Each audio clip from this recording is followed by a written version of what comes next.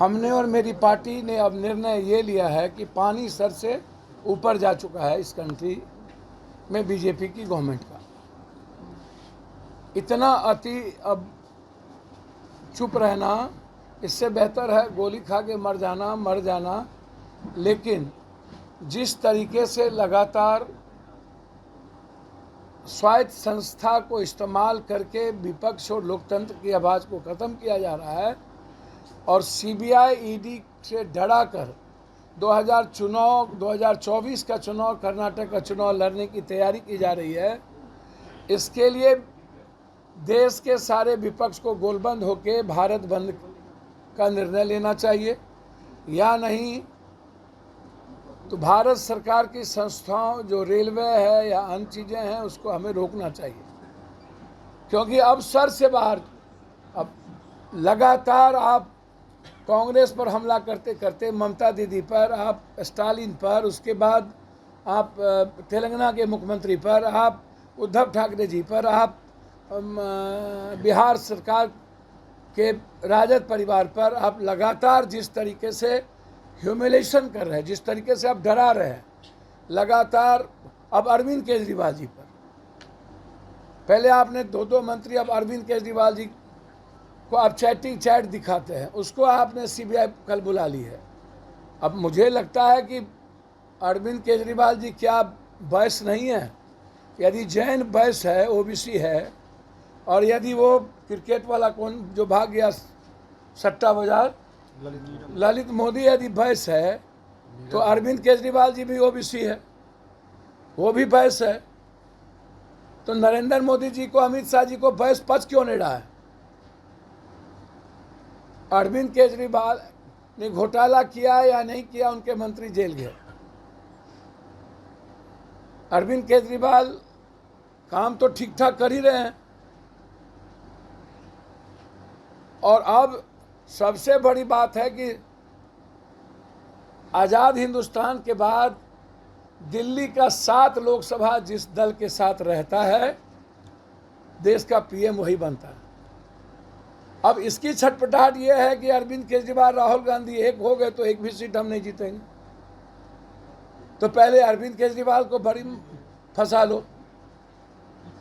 हम और हमारी पार्टी अरविंद केजरीवाल को राहुल गांधी जी के बाद, और राहुल गांधी जी के घर को जिस तरीके से इन्होंने खाली करवाने का प्रयास किया है, यह अनडेमोक्रेटिक है, यह डेमोक्रेसी इसकी इजाज़त नहीं देती है।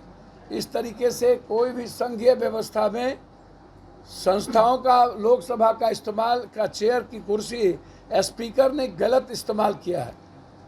आज तक किस ग्राउंड पर बीजेपी के सारे नेता सुरक्षा के आधार पर आपने कोठी दी हुई है, और आप विपक्ष को 2 साल का जबरदस्ती सजा करवा दिया, और उसके बाद अब लगातार विपक्ष को समाप्त करने की 2024 के बाद तैयारी। इसीलिए हमारी पार्टी ने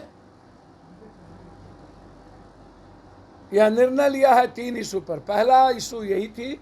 दूसरा इशू था कि जो बात उन्हीं के गवर्नर ने जो पुलवामा के बारे में चर्चा और सवाल उठाई है, मैं उसी बात को रिपीट करता हूं। और मैं ये बात बार बार कहा हूं कि इतने सैनिक की शहादत को लिया गया है दोबारा प्राइम मिनिस्टर बनने के लिए। पुलवामा की घटना, अब देश में यह सवाल खड़ा, मैं ये तो नहीं कहूँगा जो उनके गवर्नर जो थे उन्होंने कहा, मैं पुलवामा की घटना की जांच चंद्रचूड़ जी से, सर्वोच्च न्यायालय के 5 सदस्यीय जज से करने की मांग करता हूँ। देश में सैनिकों का बलि सिर्फ सत्ता के लिए चढ़ा दिया गया। अभी आतंकवादियों ने 4 सैनिक को मार करके कैंप से निकल गए और अभी तक आतंकवादी नहीं मिले, आतंकवादी फरार हो गए। पुलवामा में RDX कहाँ से आया, क्या आया, इसकी जांच आज तक क्यों नहीं हुई? इसीलिए जो सवाल उठाए गए हैं उनके पूर्व गवर्नर के द्वारा, मैं इसको सुप्रीम कोर्ट के जज से मांग करता हूं। तीसरा, मैं सरकार से, अपने सरकार से आग्रह करता हूं, नीतीश कुमार जी से, जो STT, TET इन सारे नियोजित शिक्षक के बारे में जो निर्णय लिया गया, मेरा आग्रह है कि आप सभी नियोजित शिक्षक टीटी, एसटीटी, सीटीएट सबके के लीडर को 4 आदमी को बुला करके आप वार्ता कर लेते और तब नियमावली की कोई बात करते तो सबको समझ में आती। मैं चाहता हूं कि एक बार पुनः नियमावली पर सरकार को गंभीरता से विचार करना चाहिए। 4 लाख नियोजित शिक्षक, एक आईएएस आज यदि एग्ज़ाम देगा तो वो पास नहीं करेगा। यदि आप टीचर से आज एग्ज़ाम दिलाएंगे और वो 80-90% फेल कर जाएगा और फिर ये सेंटर जहाँ जाएगा ऑनलाइन, या सेंटर जहाँ होगा ऑनलाइन, सबसे बड़ा घोटाला। जहाँ सेंटर होगा वहाँ पर कोचिंग वाले पहले ही सेंटर को खरीद लेते हैं, क्वेश्चनर हार्ड कर देंगे, और जो बात आती है कि स्कूल के शिक्षक नहीं पढ़ाते हैं, फेल कर जाएगा तो पूरी दुनिया हंसेगी, और कोई गरीब आदमी के बच्चे भी नहीं पढ़ने जाएंगे कि तो फेल कर गया, इससे मैं क्यों पढ़ूँ। तो आप इससे तो 4 लाख जो नियोजित शिक्षक है उसके सम्मान पर पड़ेगा ना, बिहार पे पड़ेगा ना। पूरी दुनिया कहेंगे फेल कर गया इसका टीचर, ये तो उसका अपमान होगा। और आप कह रहे हैं पास करेगा तो नियमित हो जाएगा, और जो पास नहीं करेगा तो नियोजित शिक्षक बना रहेगा। तो हम तो जानते हैं कि 80-90% लोग पास नहीं करेंगे। जो क्वेश्चन दीजिएगा आप, आज जो हालात है उसमें आप, तो जो ये रिटर्न एग्जामिनेशन 20 साल पहले आप कोई निर्णय लिए होते, या इस सीटीएट, टीईटी, बीटीएट ऐसे एग्जामिनेशन के पहले आप निर्णय लिए होते रिटर्न, हम रिटर्न एग्जामिनेशन का यूपीएससी के तहत स्वागत करेंगे। हम भी चाहते हैं इस हिंदुस्तान में ओरल इंटरव्यू इसका आधार पर कोई भी नियुक्ति ना हो, रिटर्न एग्जामिनेशन की नियुक्ति हम लोग चाहते हैं।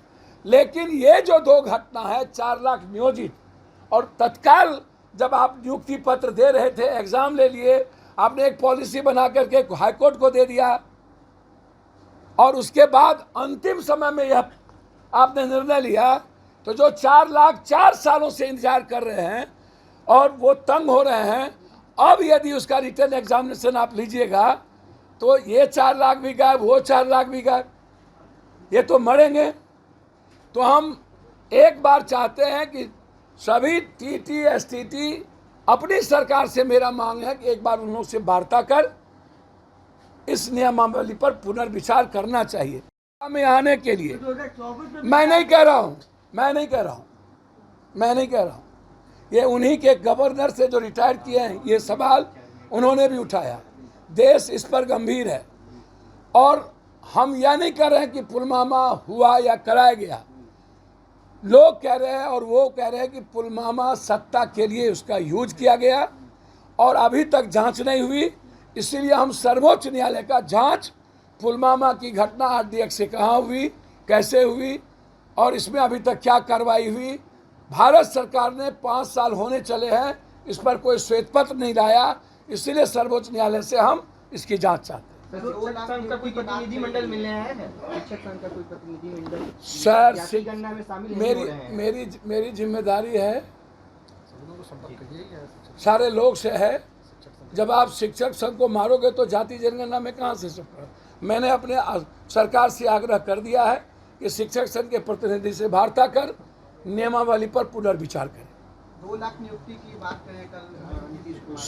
सर, नीतीश कुमार तो काम करने के लिए जाने ही जाते हैं, लेकिन इफ्तार पार्टी में एक साफा तक आपको नहीं मिला, इसमें फोटो भी है।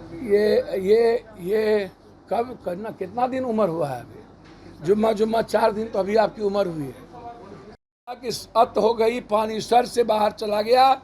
सीबीआई, ईडी के द्वारा पूरे देश की डेमोक्रेसी को खत्म। 2024 के चुनाव लड़ने की तैयारी, राहुल गांधी, ममता दीदी से लेकर तेलंगाना से लेकर के महाराष्ट्र, बिहार, और अब अरविंद केजरीवाल, मतलब दिल्ली का सीट जीतने के लिए अरविंद केजरीवाल को टारगेट करना, यह डेमोक्रेसी के लिए खतरा है। इसीलिए हमारी पार्टी, पुलवामा की भी सर्वोच्च न्यायालय से जांच, हमारी पार्टी पूरे प्रदेश में धरना का कार्यक्रम, पहले हम पटना में 1 दिवसीय धरना का कार्यक्रम इन तीनों मुद्दे पर कि हमारी सरकार चीज़ों को वापस ले, सीबीआई ईडी के द्वारा अब नहीं चलेगा, और इस लड़ाई की शुरुआत हम सभी विपक्षों से मांग करते हैं कि एक साथ होकर लड़ें। जरूरत पड़ेगी तो इस मुद्दों पर हम बिहार बंद भी करेंगे, जरूरत पड़ेगी तो इस मुद्दों पर ईद के बाद हम रेलवे को भी रोकेंगे। लेकिन अभी पटना से हमारा आंदोलन का कार्यक्रम शुरुआत होगा। पहला होगा 1 दिवसीय धरना, दूसरा होगा पुतला दहन, तीसरा होगा उपवास गांधी के मूर्ति के पास इसी पटना में, चौथा होगा पूरे बिहार में उपवास, पांचवा होगा रेल रोको, छठा होगा बिहार बंद। अब नहीं सहेंगे, अब हो गया, अब लड़ाई आर पार होगी, करो मरो के साथ होगी, या तो मरेंगे या तो मारेंगे, यही लड़ाई अब होगी, दूसरा कोई रास्ता नहीं है। डेमोक्रेसी और विपक्ष को बचाने के लिए बीजेपी सरकार के खिलाफ आर पार का हम ऐलान करते हैं। अब ये युद्ध होके रहेगा। बस पुलवामा की जांच। धन्यवाद।